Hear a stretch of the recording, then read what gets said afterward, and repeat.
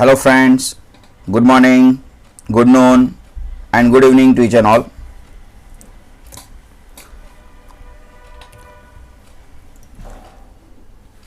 Welcome to the world of literature.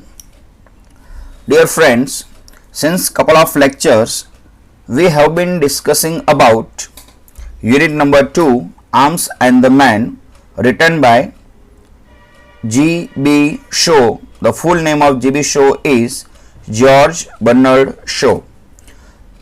In that case, we have already discussed about the major characters and the minor characters, and we started the second act of the play.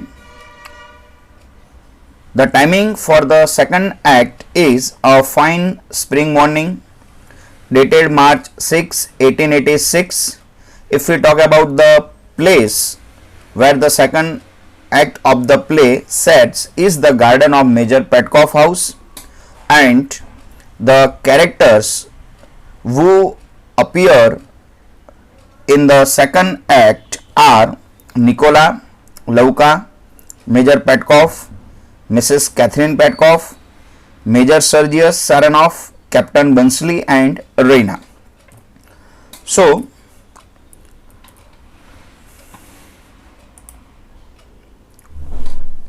in the previous video, we have discussed about the conversation between Nicola and Lauka. Then the second episode in the second act is return of the Major Petkoff from the battlefield. The third incident or the episode is Sergius' arrival. Then we have Sergius' disillusionment, and lastly we discussed about the Sergius, the story of the Swiss captain. Now in this video we are going to discuss about the remaining episodes of the second act. So let's get started. Till the last video we have already discussed that the story of the Swiss captain who came and hide in the bedroom of Reina Petkoff. This story is told by Captain Bunsley to Sergius Saranoff, and Sergius Saranoff narrates the entire incident of the Bunsley to Catherine, Major Petkoff and Reina Petkoff. Now in this video we are going to discuss the further episodes of the second act. So the sixth episode in the second act is the scene of higher love. Now see what happens here.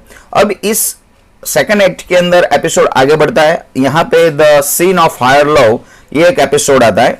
As soon as the two are alone, मतलब कि major Petkoff भी वहां से चले जाते हैं और Catherine भी गार्डन में से चली जाती है. अब यहां पे सिर्फ दो कैरेक्टर यहां पे गार्डन के अंदर अलोन छोड़ दिए जाते हैं और वो है Raina and Sergius Saranoff. So as soon as the two are alone, Raina places her hands on the shoulders of the Sergius and calls him her hero. She says that she is entirely unworthy of his love, for while he has been earning glory in the field and doing heroic deeds, she has been doing nothing at home. See, again, as I told you in my previous lectures, that those who falls in love with each other, they are somewhat romantic, and as William Shakespeare told that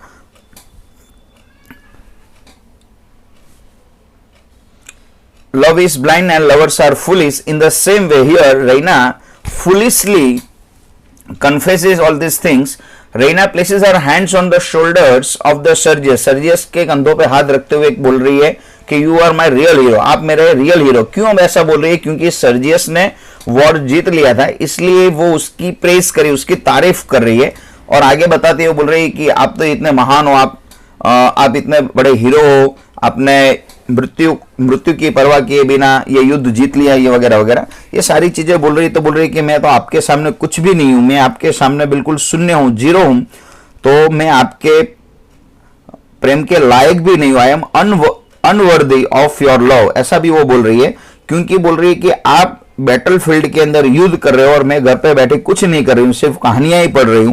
सो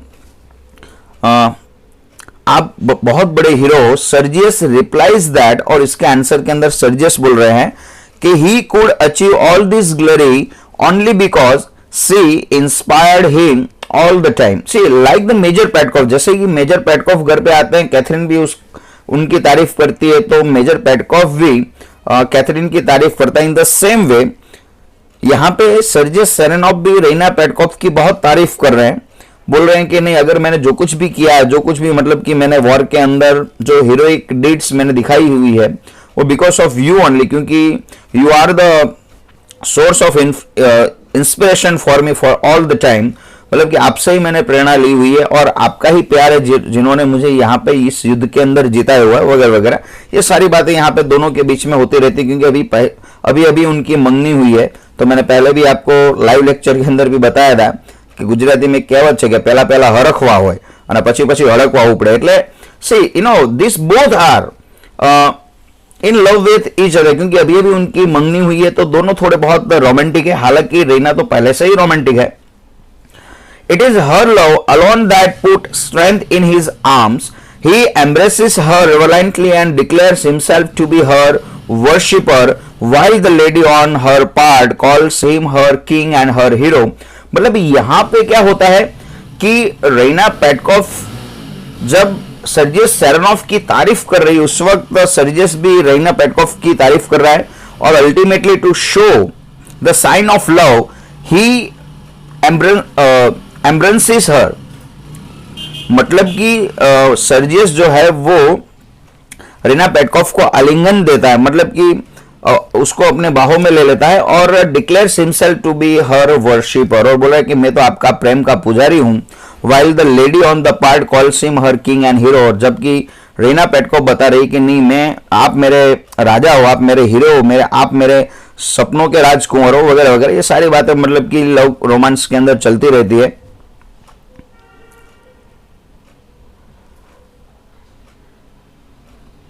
जैसे कि एक Hindi writer लिखता है कि चंदा चकोर चांदनी बदन पे तीर है, चंदा चकोर चांदनी बदन पे तीर है, तुमको देखकर आज ये बंदा फकीर है। The same thing, the same feelings are expressed by Sergius Saranoff to Raina Petkoff.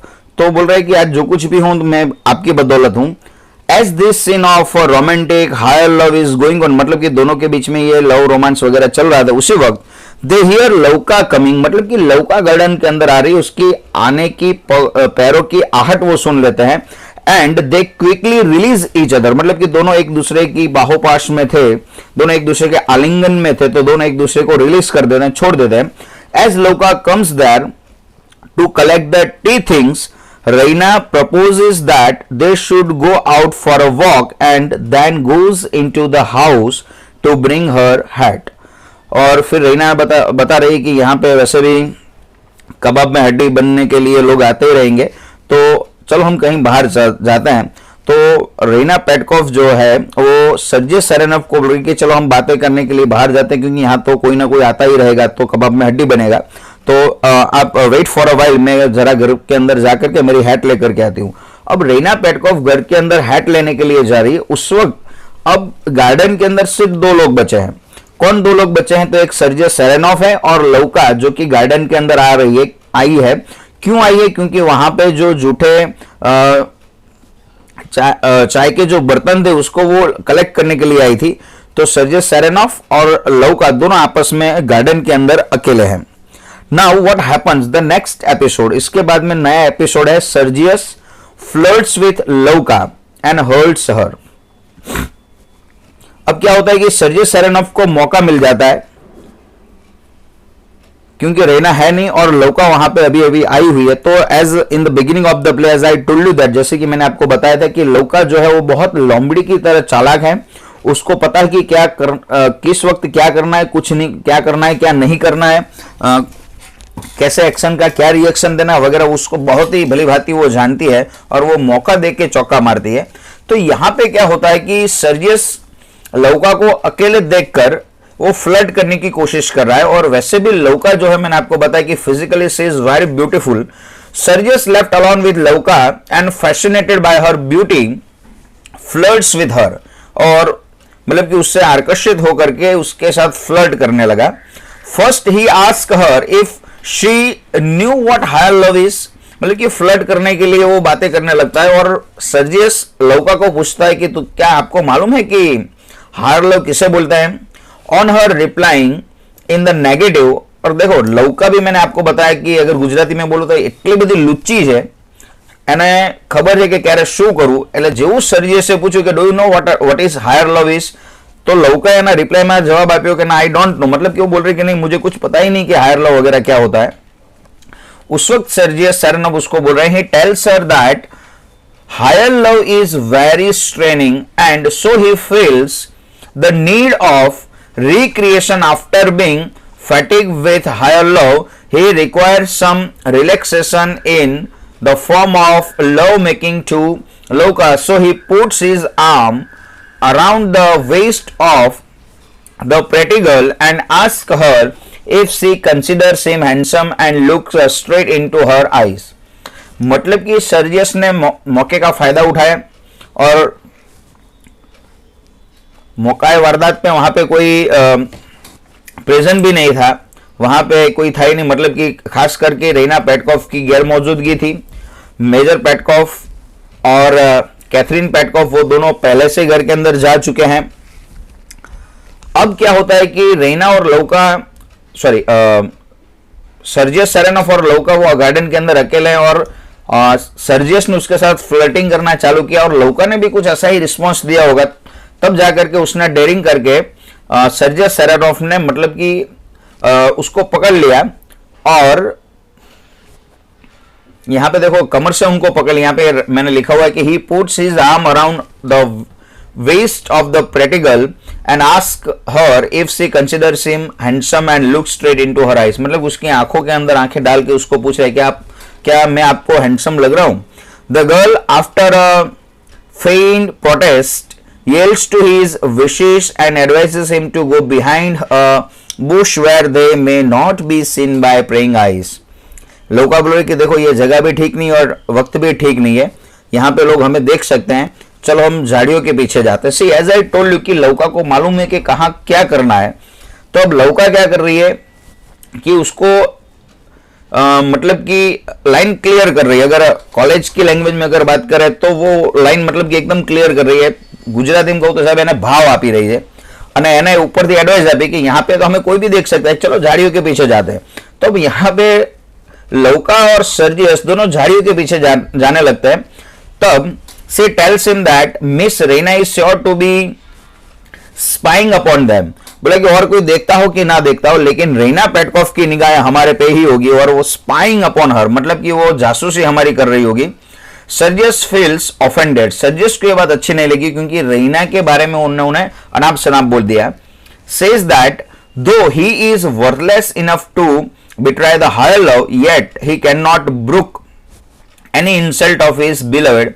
हालांकि एक सेकंड के पहले वो रीना पेटकॉफ को बता रहा था कि मैं आपका प्रेम का पुजारी हूं वगैरह वगैरह, और आप ही मेरे इंस्पिरेशन के सोर्स हो वगैरह वगैरह, वो बोल रहे थे। दूसरी ही पल पे वो उनका जो लव होता है वो चेंज हो जाता है। मैंने बताया कि अभी का जो लव होता है, ज्यादातर जो लव होते हैं वो ऐसे ही होते हैं कि हायर लव जैसा कुछ होता ही नहीं है। मोस्ट प्रोबेबली सर्जियस जो है वो मतलब कि जैसे ही मौका पाता है वो कैरेक्टर को बदलता रहता है। पहले रीना पेटकॉफ जिनके साथ उसकी मंगनी हुई है उसको अपने हायर लव के लिए बोल रहे हैं, अब मौका देखते ही लौका को भी पूछ रहा है कि do you know what is the meaning of higher love वगैरह वगैरह। तो यहां पे जो सर्जियस सेरेनोफ है वो लौका के साथ फ्लर्ट कर रहा है। लौका भी बोल रही कि यहाँ पे ये ना तो वक्त ठीक है ना तो ये जगह ठीक है, तो चलो हम झाड़ियों के पीछे जाते हैं। तो उसके साथ जाने के लिए वो रेडी भी हो जाता है।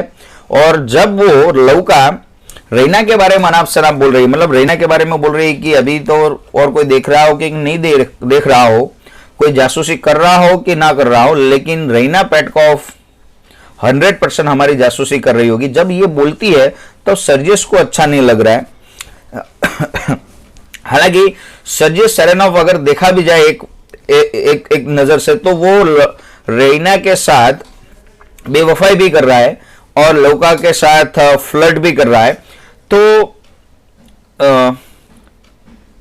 जैसे मैंने बताया कि यहाँ अभी का जो लव होता है वो क्या सुपरफिशियल लव होता है। पहला पहला प्यार है, दूसरी तीसरी बार है। पहला पहला प्यार है, दूसरी तीसरी बार है, अगर तेरा इंकार है तो चौथी पांचवी तैयार है। लोग ऐसे लव करता है। तो यहाँ पे सर्जियस का भी लव कुछ इसी प्रकार है। तो वो क्या करता है कि रीना पेटकोफ को ऐसा इंसल्ट, मतलब कि वो समझता है कि लौका ने इंसल्ट कर दिया। सर्जियस देन ट्राइज टू किस द गर्ल, उसकी डेयरिंग और बढ़ जाती है और लौका को किस करने की कोशिश करता है, बट सी अवॉइड्स हिम।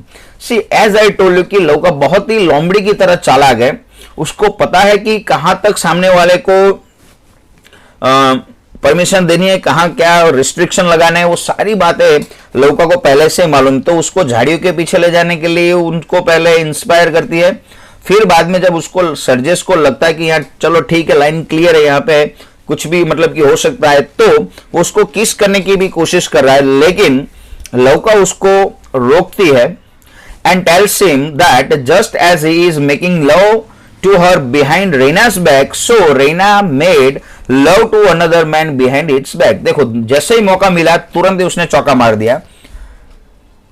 लौका इसी पल का इंतजार कर रही थी। लौका सर्जियस को बताना चाह रही थी and you know in the second act, in the beginning of the act, वो निकोला को बोल रही थी कि मुझे बहुत सारी सीक्रेट्स रेना के बारे में और पूरी फैमिली के बारे में मालूम है। अगर मैं किसी को बोल दूं तो उनकी पूरी फैमिली तबाह हो सकती है। तो उसने क्या किया, एक छोटा सा एक विलन की तरह उन्होंने एक डायलॉग लगा दिया, एक डायलॉग मार दिया और उसने कहा कि जैसे कि रेना की गैर मौजूदगी के अंदर आप मेरे साथ फ्लर्ट कर रहे हो, मेरे से लव कर रहे हो, उसी प्रकार आपके पेट पीछे रेना भी किसी को लव कर रही है।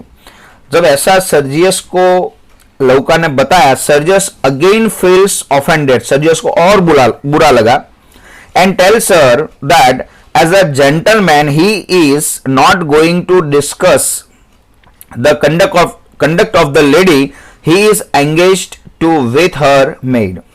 और सर्जियस सेरेनोफ ने साफ साफ बता दिया कि आप लौका के रेना के बारे में अनाप शनाप बोल रहे हो। लौका को बता रहा है कि आप रेना के बारे में अनाप शनाप बोल रहे हो, आप एक भी लफ्ज अगर उसके खिलाफ आपने बोला तो I am not going to bear it, तो मुझसे सहा नहीं जाएगा। However his jealousy is roused and so he asked her to tell him the name of his rival. फिर सर्जियस ने लौका को बताया, अच्छा चल ठीक है, अगर तुझे शक है या तो तुझे मालूम है कि रीना पेटकोफ का किसी के साथ चक्कर है या तो अफेयर है या तो वो किसी को लव कर रही है, तो मुझे मेरे राइवल का मतलब कि मेरे प्रतिस्पर्धी का नाम बताओ। यहां पे एक वर्ड है राइवल। राइवल का उर्दू वर्ड अगर देखा जाए तो रकीब होता है। रकीब का मतलब क्या होता है कि एक ही इंसान को दो लोग आपस में जो प्यार करते हैं तो वो दोनों लोग आपस में रकीब हो गए। जैसे कि रीना पेटकोफ है, उसको सर्जियस सेरेनोफ भी लव कर रहा है और शायद समझ लो कि बंसली भी उसे लव कर रहा है। तो सर्जियस और बंसली दोनों आपस में इंग्लिश में राइवल कहे जाएंगे और उर्दू के अंदर उसको एक दूसरे के रकीब कहे जाएंगे। ठीक है, तो यहां पे सर्जियस सेरेनोफ लौका को बोल रहे कि चल तो मुझे मेरे रकीब का नाम बता, मेरे प्रतिस्पर्धी का नाम बता, मेरे राइवल का नाम बता। एक उर्दू कवि है, गजलकार, जिनका नाम है ताहिर फराज। वो अपनी गजल के अंदर एक मतला पेश करते हैं कि वो बोलते हैं कि आ गले लग जा मेरे रकीब तुझको मुबारक हो, आ गले लग जा मेरे रकीब तुझको मुबारक हो, कल तलक जो शख्स मेरा था आज वो शख्स तेरा हो गया। वो आगे यही बात होने वाली है, will discuss in detail later on. So यहां पे क्या होता है कि सर्जियस लौका को अपने प्रतिस्पर्धी का नाम पूछ रहा है। उस वक्त मैंने जैसे आपको बताया कि लौका जो है लोमड़ी की तरह बहुत ही चालाक है, तो अभी वो कुछ नहीं बता रही। उन्होंने क्या किया कि फर्स्ट स्टेप जो था, फर्स्ट चाल उसने चल दी। Louka replies that she will tell him only this much that if the man comes again, see लौका ने दूसरी बात भी मतलब इस आंसर क्वेश्चन का आंसर भी ऐसे दिया कि सर्जियस सेरेनॉफ को बिल्कुल ही समझ लो कि 100% लौका की बात पे भरोसा हो। इस तरह लौका ने बताया कि चलो मैं अब उसका नाम तभी बताऊंगी जब वो वापस से आएगा। मतलब कि लौका को मालूम था कि वो वापस आने वाला है। वो किसकी बात कर रही थी? वो बात कर रही थी वो इंसान की जो फर्स्ट एक्ट के अंदर रीना पेटकॉप के बेडरूम के अंदर छुपा है। अब सवाल ये उठता है कि लौका को कैसे पता चलेगा कि वो वापस ही आने वाला है, क्योंकि लौका को ये भी बात मालूम थी कि सुबह होते ही जैसे वो इंसान जो सोल्जर वहां से निकल गया, मतलब कि वो बंसली था, वो वहां से निकल गया, लेकिन वो अपना चेहरा छुपाने के लिए मेजर पेटकॉफ का कोट पहन के गया था, तो वो कोट लौटाने के लिए वो जरूर वापस आएगा, ऐसा लौका ने अपने आप ये सोच लगा ली थी। Miss Raina is sure to marry him, और सर्जियस को लौका बोल रही कि आप ऐसे ही माला जपते रह जाओगे रीना के बारे में, और रीना जो है उस लड़के से शादी कर लेगी। See again it is human psychology, और खास करके मेल साइकोलॉजी, और लौका के कैरेक्टर से जिबिशो मेल साइकोलॉजी को प्रेजेंट कर रहे हैं। अगर देखो पुरुष कैसा भी हो, वो चाहे कहीं भी फ्लर्ट करे, कहीं भी मुंह मारता फिरे, लेकिन अगर उसको ये पता चले कि उसकी होने वाली मंगेतर या तो उसकी वाइफ का चक्कर किसी और के साथ है, अगर ये बात अगर कोई ऐसे भी मतलब बता दे, फिर भी बात ऐसी बात ही बात में अगर बता दे, फिर भी वो ये सह नहीं पाता है। इसलिए लौका ने भी मतलब देख रही थी कि वो रीना को कितना चाह रहा है और वो क्या एक्शन रिएक्शन करेगा, तब जाकर के लौका को पता चलेगा कि आगे क्या करना है।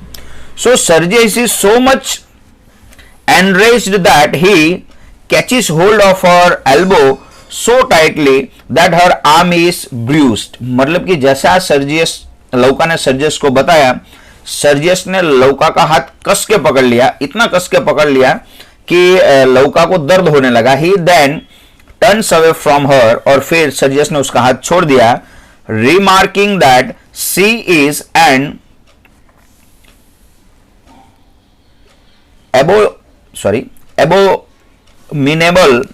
abominable little cold of common clay। उसको लगा कि कच्ची मिट्टी की बनी हुई ये लौका मानो कि वो जैसे कि कांच का पुतला जैसे टूट जाता है, वैसे वो बिखर के टूट जाएगी, इसलिए उसका हाथ उसने छोड़ दिया क्योंकि इतना कस के पकड़ा था।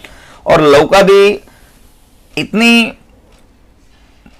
नटखट थी कि लौका को भी मालूम था कि इस एक्शन का रिएक्शन क्या देना है, तो लौका भी crying with pain and anger with her sleeves folded up claims indignantly that whatever clay she is made of, he is also made of the same clay। लौका भी चिल्लाने लगी, बोलने लगी कि आपने इतना कस के हाथ पकड़ा कि हाथों में दर्द होने लगा। और आगे भी जैसे कि सर्जियस ने बताया उसी लाइन को वो आगे दोहरा रही कि मैं जिस मिट्टी की बनी उसी मिट्टी से आप भी बने हुए हो। मतलब कि यहाँ पे दो मीनिंग होता है। एक तो मीनिंग ये भी होता है कि सर्जियस जो है वो लौका को बहुत ही ब्यूटीफुल समझ रहा है, और समझ रहा है कि बहुत ही नाजुक है, बहुत ही सुंदर है, परी की तरह है। एक बात ये भी है, और दूसरी बात ये भी है, लौका का कहने का मतलब कि जिस मिट्टी की मैं बनी उसी मिट्टी के आप बने हो। उसकी दूसरी मीनिंग ये भी निकलती है, लौका भी ये कह रही है कि जैसे मैं जितनी ब्यूटीफुल हूं उतने ही आप भी हैंडसम हो। अच्छा, एक उसका दूसरा मीनिंग ये भी निकल सकता है कि लौका बोल रही है कि जैसे आप फ्लर्ट कर रहे हो मेरे साथ, वैसे भी मैं भी आपके साथ फ्लर्ट ही कर रही हूं। तो यहाँ पे बहुत सारे मीनिंग निकलते हैं, लेकिन फिर भी लौका को जो कुछ जहां बोलना था वो उसने बोल दिया। A gentleman does not hurt and cause pain to a woman even though she is a maid servant. और लौका ने आगे टॉन्ट मारते हुए कहा कि देखो जेंटलमैन तो उसे बोलते हैं वो किसी को भी, और खासकर किसी स्त्री को वो हर्ट ना करे, क्योंकि अगर संस्कृत में कहा जाए तो स्त्री दाक्षिण्य भाव होना चाहिए, मतलब कि किसी भी औरत के प्रति मान सम्मान होना चाहिए। तो कोई भी जेंटलमैन किसी औरत के साथ ऐसा वर्ताव नहीं कर सकता जैसा कि आपने किया। कौन सा वर्ताव? वो हाथ पकड़ने का, मतलब कि कस के हाथ पकड़ने का, उसको जो पेन हुआ वो ऐसा व्यवहार कभी भी किसी के साथ नहीं करना चाहिए, चाहे भले ही वो मेड सर्वेंट ही क्यों ना हो। She even calls a Raina liar. उसके बाद में वो मौका देख के बोल रही कि रीना जो है वो लायर भी, मतलब कि एक नंबर की झूठी औरत है। आफ्टर सम हेजिटेशन, सर्जियस ये सारी बातें सुन नहीं रहा था, लेकिन कुछ हेजिटेशन के बाद Sergius ask her pardon for his ungentlemanly conduct, he then wishes to pay her some money as a compensate for the hurt, but she refuses to accept the money. सिर्फ पैसे वालों की एक ये भी आदत होती है, ये भी एक साइकोलॉजी बताई गई है रुपए वाले लोगों की, पैसे वाले लोगों की। वो समझते हैं कि पैसों से सब कुछ खरीदा जा सकता है, तो पैसों से सब कुछ नहीं खरीदा जा सकता। अब सर्जियस ने बोला कि चलो ठीक है, मैंने जो कुछ भी किया उस गलती की मैं माफ़ी मांगता हूँ, और माफ़ी के तौर पे मैं आपको कुछ पैसे भी देना चाह रहा हूँ। लेकिन लौका भी इतनी लोमड़ी की तरह चालाक थी, उसको मालूम था कि अगर मैंने ये पैसे ले लिए तो मेरा जो रिलेशन है, मेरा जो रिश्ता है वो वहां तक ही रह जाएगा, मतलब कि पैसों तक ही रह जाएगा। लेकिन वो पैसे लेने के लिए साफ साफ मना बोल देती है और अभी वो पैसा नहीं लेती। अब सवाल ये उठता है, अगर देखा जाए तो पैसे की लालचू तो थी, लेकिन वो सर्जियस से पैसा अभी नहीं ले रही है। क्यों नहीं ले रही है? क्योंकि लौका को सिर्फ सर्जियस से कुछ पैसे नहीं चाहिए थे, लौका की प्लानिंग कुछ और ही थी। मैंने आपको शुरुआत में भी बताया था कि एक ऐसी औरत है, मासूम चेहरा, निगाहें फरेबी, दिल में दगा और होठों पे हंसी है। ऐसी जो कोई लड़की हो, ऐसी अगर कोई औरत हो तो लौका है।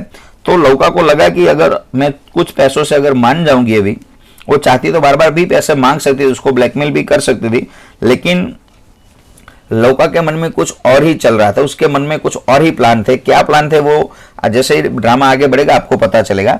तो यहाँ पे पैसा लेने की वो साफ साफ मना कर देती है।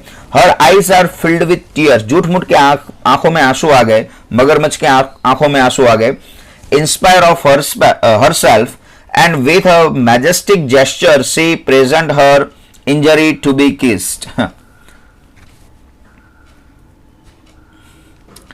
अब क्या हुआ कि सर्जियस ने पैसे दिए, पैसे तो उन्होंने लिए नहीं और ऊपर से उनकी आंखों में आंसू आ गए और कहने लगे कि आप क्या मुझे इतनी गई गुजरी समझते हो कि पैसों से आप मुझे खरीद लोगे? तो बोला कि अगर आपको रियली, अगर आपने जो कुछ किया उसके लिए अगर आपको पश्चाताप है, अगर आपको ऐसा लग रहा है कि गिल्टी फील कर रहे हो आप, तो एक काम करो, जहां पे आपने इंजरी की हुई है वहां पे आप किस कर दो, मेरा पेन गायब हो जाएगा। सी अगेन क्या किया उसने, पहले तो सर्जियस को अट्रैक्ट करने की कोशिश की, बाद में सर्जियस ने उसके साथ फ्लर्ट किया तो उसने उनको थोड़ा बहुत फ्लर्टिंग के लिए भी परमिशन दे दी। उसके बाद में वो झाड़ियों के पीछे ले गई, वहां भी बातें होती, लेकिन वहां पे जब सर्जियस ने किस करने की कोशिश की उस वक्त उसको वो रोक रही, उसको जो कुछ भी बोलना था वो उसने बोल दिया। फिर बाद में रईना के खिलाफ उसको भड़का दिया अगर एक देखा जाए तो, और बाद में बोल रही कि अगर आपने जो कुछ भी आपने दर्द दिया है तो इस दर्द की दवा भी आप ही दे सकते हो, और वो दर्द की दवा थी किस। तो सर्जियस डज नॉट किस हर। अब सर्जियस के पास इतनी हिम्मत नहीं रही कि वो उसको सामने से बोला फिर भी उसको किस कर पाए। एंड लौका with unaffected dignity collects the tea things and goes into the house. लेकिन जब लौका ने सामने से किस करने का बोला तो उस वक्त सर्जियस किस नहीं कर पा रहा है, और लौका जो जूठे बर्तन लेने के लिए आई थी वो बर्तन उठा करके वो चली जा रही थी, क्योंकि उसको मालूम था कि अभी ये वक्त नहीं, उसको जो करना था वो कर लिया था उसने। उसको मतलब कि रईना के खिलाफ उसको भड़काना था, वो भड़का लिया था। और दूसरी बात ये भी थी कि रईना पेटकॉफ अभी घर के अंदर अपनी हैट लेने के लिए गई थी, तो तुरंत ही वापस भी लौटने वाली थी। तो समय के रहते उसने फटाफट से जो जूठे बर्तन थे उसको उठा करके वो चलने लगी। अब कैथरीन वापस आ रही। देखो अब गार्डन के अंदर क्या हो रहा है कि लौका जा रही है, सर्जियस सरनोव गार्डन के अंदर ही बैठे हुए हैं, और रईना जो कि हेट लेने के लिए घर के अंदर गई थी वो हेट लेकर के वापस आ रही है। ठीक है, और इंसिडेंट आगे बढ़ता है, प्ले भी आगे मूव करता है। Raina socks Catherine. अब होता क्या है, Raina now returns and jokingly asks Sergius if he had been flirting with Louka. हालांकि रईना को कुछ ये बात मालूम नहीं थी, लेकिन रईना सर्जियस को ऐसे ही टॉन्ट मार रही थी और ऐसे ही चिढ़ाने के लिए बोल रही थी क्या नौकरानी के साथ फ्लर्ट कर रहे थे क्या। Sergius answers that he could not even dream of such a thing. देखो ये कितना बड़ा झूठा है। सर्जियस बोल रहा है कि क्या अनप शनप बक रहे हो, ऐसे थी मैं ख्वाबों ख्यालों में भी नहीं सोचता कि तेरे को छोड़ मैं किसी और के साथ फ्लर्ट करने लगूं। Catherine also now joins them. Catherine भी तुरंत ही वापस लौटती है और कैथरीन भी उसको पूछती है and ask Sergius to go into the library and help her husband there in making a plan for sending those 3 regiments to Phillips Police। और जैसे कि हमने आगे देखा कि मेजर पेटकॉफ ऑलरेडी लाइब्रेरी के अंदर थे और कैथरीन ने आकर के सर्जियस को बताया कि मेजर पेटकॉफ आपका इंतजार कर रहे हैं लाइब्रेरी के अंदर, कुछ रेजिमेंट के बारे में कुछ डिस्कस करनी थी इसलिए। Sergius goes into the library. अब सर्जियस सीधा लाइब्रेरी के अंदर जा रहा है and Catherine at once tells Raina that the first thing which his father had asked for was his old coat in which they had smudged off the Swiss soldier। अब हुआ क्या कि गार्डन के अंदर कैथरीन पेटकॉफ और Raina Petkoff माँ बेटी दोनों अकेले हैं, क्योंकि सर्जियस को तो लाइब्रेरी के अंदर भेज दिया, लोग ऑलरेडी वहां से जा चुकी थी और निकोला तो अभी तक आया ही नहीं है। तो रेना पूछ रही कि अब देख बेटा, बात यह है कि तेरे पापा ने आते ही तुरंत ही अपने कोट के बारे में इंक्वायरी की, जो कि कोट तो हमने पहले से ही उस स्विस सोल्जर को दे रखा है, अब क्या होगा। ऐसा मतलब दोनों माँ बेटी अंदर अंदर बात कर रहे हैं। Raina says that it was really bad on the part of the Swiss soldier to tell them the story of his stay with her. Raina बोल रही कि वो भी एक नंबर का बुद्धू है, वो मेरे कमरे के अंदर मेरी बेडरूम के अंदर पूरी रात ठहरा हुआ, तो वो बात सारे गांव को बताने की कहाँ जरूरत थी। ऐसी मतलब कि वो रेना पेटकॉफ कैथरीन को ये बातें सब बोल रही है। She exclaims that if she had been there, she would at once have crammed his mouth with the chocolate creams and in this way silenced him। वो बोल रही कि जब वो मतलब कि जब वो स्विस सोल्जर ये सब बकवास कर रहा था, मतलब कि उसकी पूरी कहानी सबको सुना रहा था, अगर मैं उसके सामने होती तो मैं इतनी चॉकलेट्स उसके मुंह के अंदर डाल देती और उसका मुंह ही मैं बंद कर देती। Again it is romanticism. यहाँ पे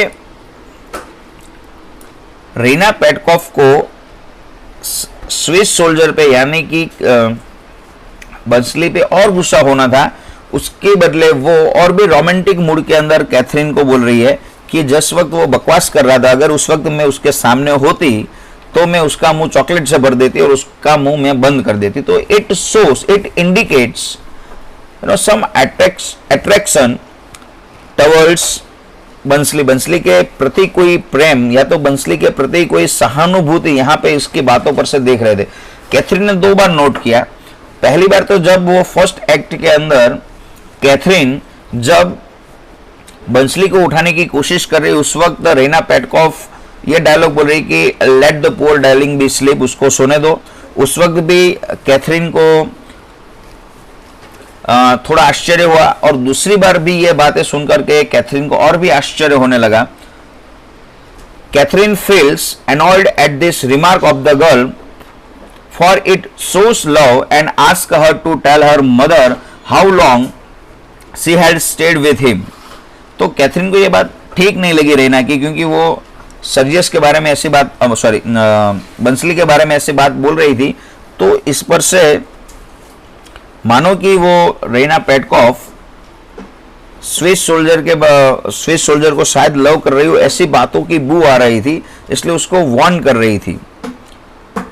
on being told of the full facts, Catherine expresses the opinion that if Sergius comes to know of the incident he will at once break off his engagement with her and Major Petkoff too will be angry with them।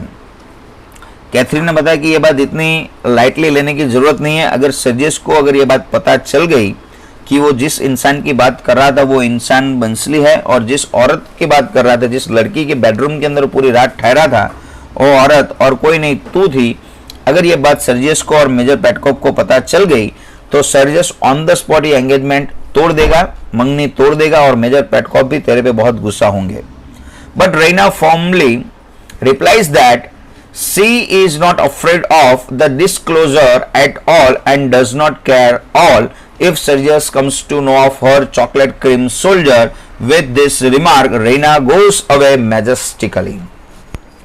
मतलब कि जैसे ही Catherine ने रेना को warn किया तो रेना भी लौका की तरह, जब निकोला लौका को वार्न करता है in the second act in the beginning कि अगर ये बात पता चल गई हमारे साहब और मैन साहब को तो वो तुझे नौकरी से निकाल देंगे। जब निकोला लौका को ये एडवाइस दे रहा था उस वक्त लौका ने भी इसी तरह से बेपरवाही से आंसर दिया कि मुझे कोई डर नहीं है, क्योंकि मैं उनके बारे में बहुत सारे सीक्रेट्स जानती हूँ। अगर तेरे को डर है नौकरी से निकाल देने का तो तू डरपोक था, डरपोक है और डरपोक ही रहेगा। तू पैदाइशी नौकर था, नौकर है और नौकर ही रहेगा।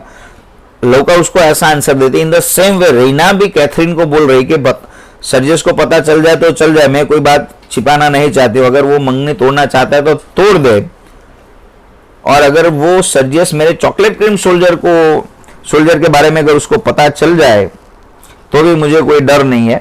अब यहाँ पे एक वर्ड, एक फ्रेज लगाया है, चॉकलेट क्रीम सोल्जर। अब सवाल ये उठता है कि रीना पेटकॉफ ये वर्ड किसके लिए बोल रही है और क्यों बोल रही है। Reena Petkoff chocolate cream soldier इसलिए बोल रही थी क्योंकि जो फर्स्ट एक्ट के अंदर उसके बेडरूम के अंदर जो इंसान आया था, जो सोल्जर आया था, उसको बहुत भूख लगी थी और वो चॉकलेट के बारे में मांग रहा था, चॉकलेट के लिए पूछ रहा था। और उसके साथ उसके जेब के अंदर वो बुलेट्स वगैरह नहीं रखता था, वो चॉकलेट्स रखता था। और जितनी भी चॉकलेट्स रीना ने दी तो पूरा चॉकलेट का डब्बा ही सोल्जर ने खा लिया था, पूरा चॉकलेट का डब्बा ही खाली कर दिया, इसलिए उसका नाम चॉकलेट क्रीम सोल्जर ऐसा है एक बार। दूसरी की चॉकलेट क्रीम सोल्जर ये नाम है थोड़ा बहुत रोमांटिक भी है। तो यहां से 3 बार ऐसा इंडिकेशन मिलता है। फर्स्ट एक्ट के अंदर रीना पेटकॉफ बंसली के लिए सॉफ्ट कॉर्नर है क्योंकि उसको घर के अंदर अपने ही बेडरूम के अंदर वो रहने देती है पूरी रात। सेकंड, अभी कैथरीन मतलब कोर्ट के बारे में पूछ रही थी, उस वक्त भी उसने चॉकलेट की बात की। और जब कैथरीन ने रीना को वार्न किया उस वक्त भी वो चॉकलेट क्रीम सोल्जर ऐसा बोल करके ये बता रही थी कि उसके दिल के अंदर, रीना पेटकॉफ के दिल के अंदर उस सोल्जर के प्रति कोई प्रेम, कोई भाव है। ऐसा बोल के रीना गोस अवे मैजेस्टिकली, मतलब किसी की परवाह किए बिना बहुत ही प्राउडली वो वहां से इतरा के वहां से चली जाती है। अब क्या होता है, बंसली सेकंड विजिट। अब बंसली कौन है, तो वो स्विस सोल्जर जो कि फर्स्ट एक्ट के अंदर आता है, वो वापस से रीना पेटकॉफ के घर पे विजिट कर रहा है। क्यों कर रहा है वो आगे आपको पता चलेगा। Even before Catherine has recovered from her shock, मतलब कि जैसे ये बातें चल रही थी और कैथरीन को इतना मतलब कि शॉक लगा, अब तो वो शॉक से अभी बाहर ही नहीं निकली थी कि Louka comes in to inform them that a Swiss soldier with a big carpet bag has arrived and wants to see her।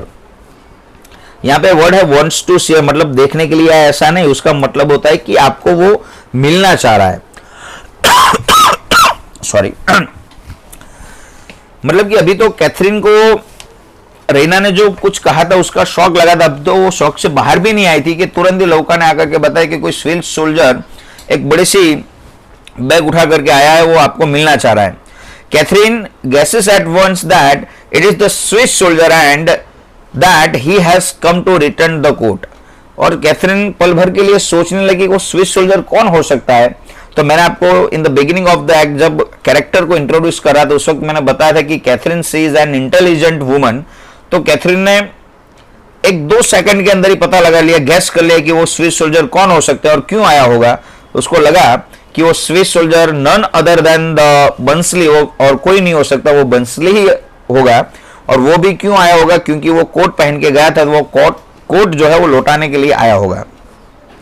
लौका गिव्स कैथरीन हिज कार्ड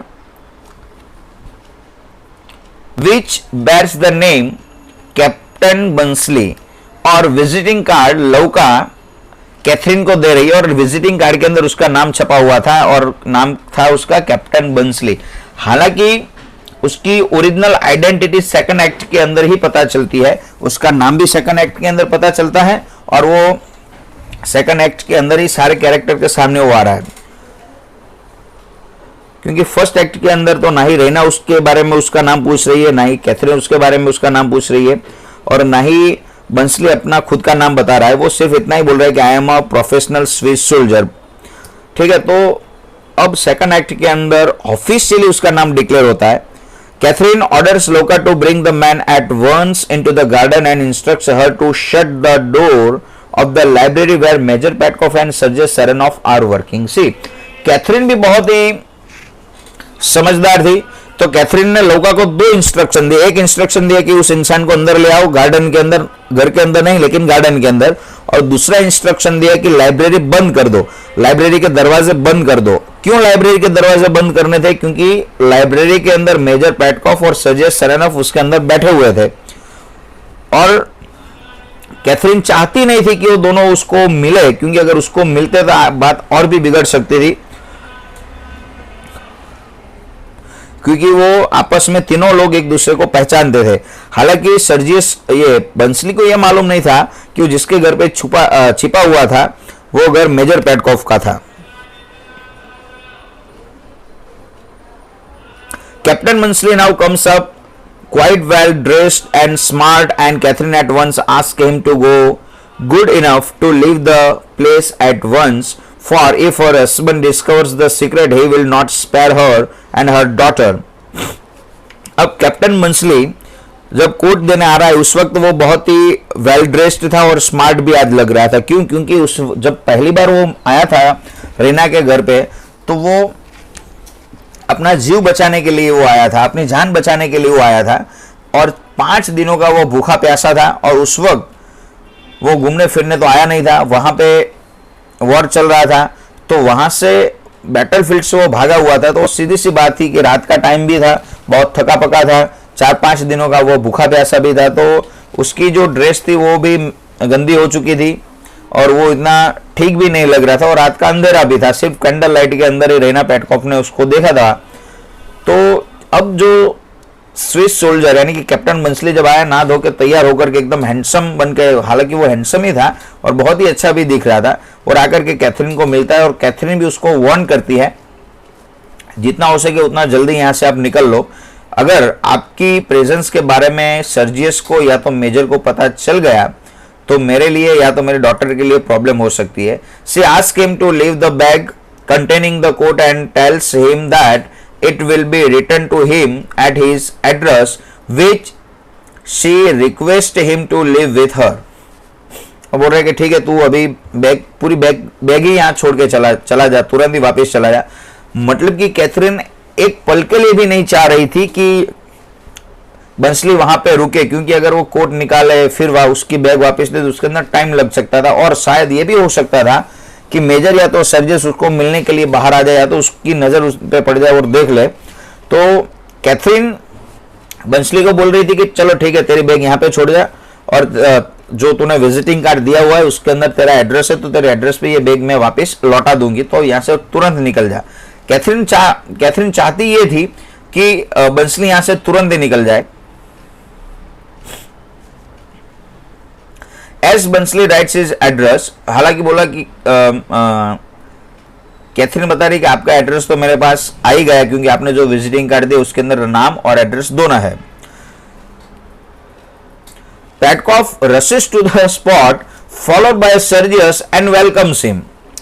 मतलब कि अब तो कैप्टन बंसली जो है वहां से निकलने की तैयारी कर रहा था कि अचानक से मेजर पेटकॉफ दौड़ते हुए बाहर आ गए, और मेजर पेटकॉफ के पीछे पीछे सर्जियस सेरेनोफ भी आने लगा, और मेजर ने बंसली को वेलकम किया। वेलकम करते हुए बताया कि माय डियर कैप्टन बंसली, अरे कैप्टन बंसली आओ आओ। He explains that he had seen him from the window and had come out to greet him there। अरे मैंने आपको दूर से ही खिड़की में से देख लिया था, इसलिए मैं तुझे ग्रीट करने के लिए दौड़ा चला आया। सर्जियस ऑल्सो वेलकम्स हिम, और सर्जियस भी बंसली को वेलकम कर रहा है। Offers him his hand with great warm, और हैंडशेक करता है। Catherine who was awfully afraid of the disclosure of the secret recovers her presence of mind and says that she was just asking Captain Bunsley to lunch with them, but he was in hurry to go back। मैंने आपको बताया कि Catherine बहुत ही intelligent है, उसको लगे कि बात और भी आगे बिगड़ जाए और आगे और कोई बात बंसली या तो मेजर पेटकॉफ या तो सर्जियस छेड़े, उससे पहले ही वो बोल रही कि हाँ मैं कैप्टन बंसली को अभी अभी यही बोल रही थी कि चलो आए हो तो खाना खा के ही जाना, लंच करके जाना, लेकिन कैप्टन ने बताया कि बहुत ही जल्दबाजी में है, बहुत ही जल्दी में है, तो उनके पास टाइम नहीं हो, फिर कभी आएंगे। ऐसा बोल करके उसको बंसली को इंडिकेट करेगा यहां से तू निकल। Sergius tells him that they would not allow him to go so soon, for they need his advice regarding the sending the 3 cavalry regiments to Philippopis, Bunsley at once says that the forage roused be the trouble. Petkov admires his intelligence and replies that of course forage is trouble. At this juncture, Reina returns and recognizing Captain Bunsley spontaneously exclaims, "Oh my dear, oh my chocolate cream soldier." मतलब देखो एक ही जगह पे सारे लोग इकट्ठा होते हैं। कैथरीन तो है ही है वहां पे, लौका भी वहां पे कार्ड देने के लिए आई थी, बंसली भी वहां पे आ चुका है। बंसली को देखकर मेजर पेटकॉफ भी आए, मेजर पेटकॉफ के पीछे पीछे सर्जेस सेरेनोफ भी आया और दोनों आपस में बातें कर रहे थे।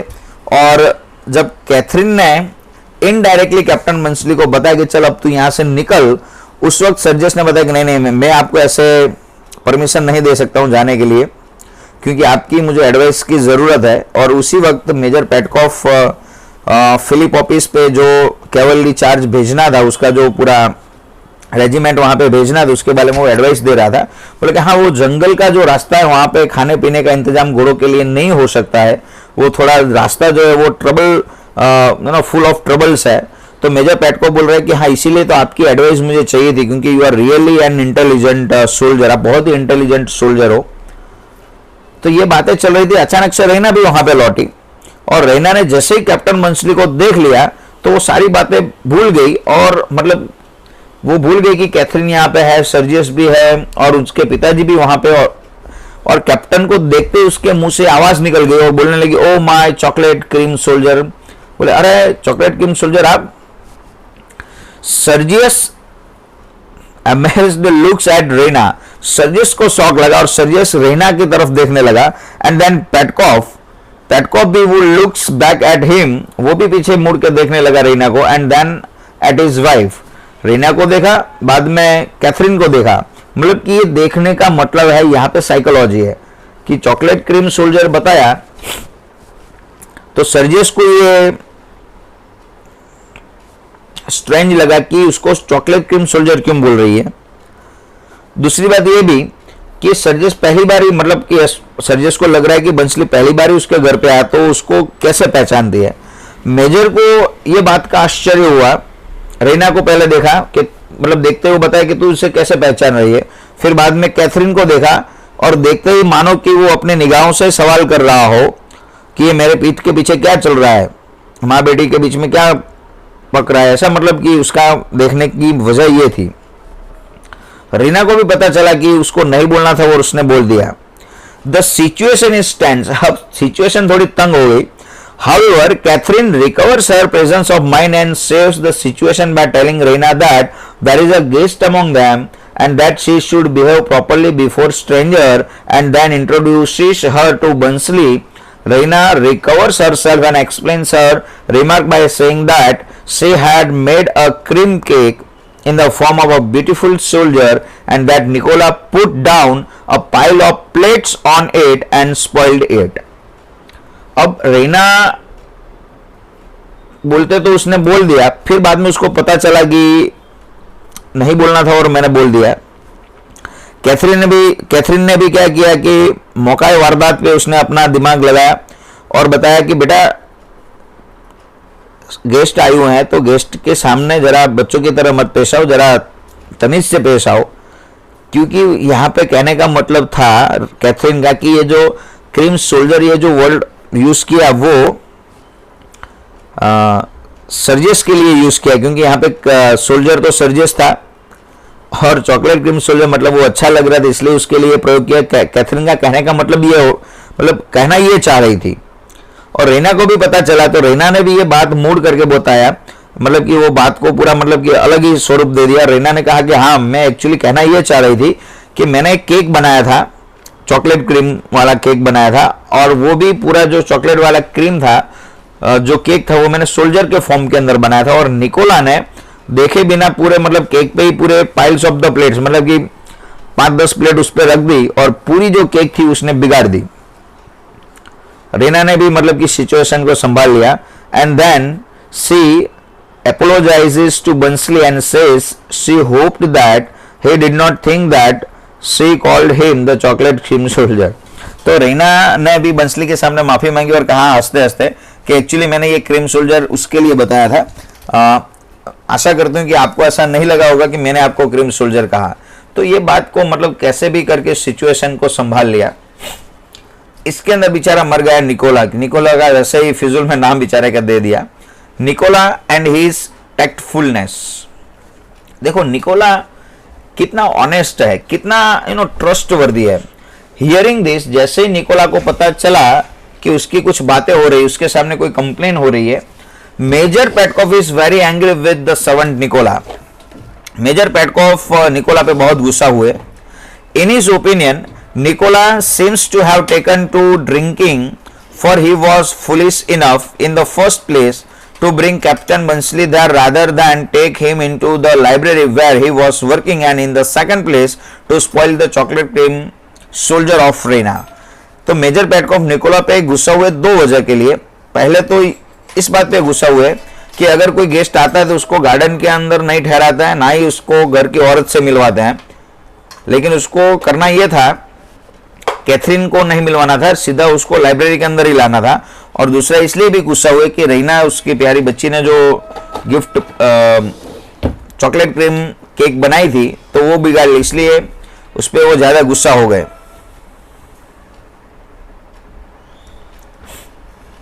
Just at this moment, Nicola को ये बात सारी कुछ बेचारे को कुछ पता ही नहीं थी, तो निकोला ने मतलब कि सिचुएशन को संभाल लिया। Nicola appears with Bluntschli's bag and places it respectfully before him.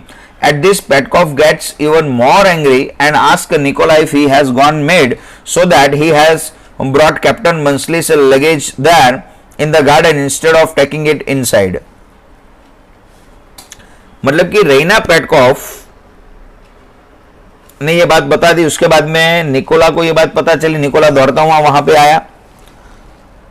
Nicola को देखकर मेजर पेटकॉफ गुस्सा हो गए, उसको डांटने लगे दो वजह के लिए।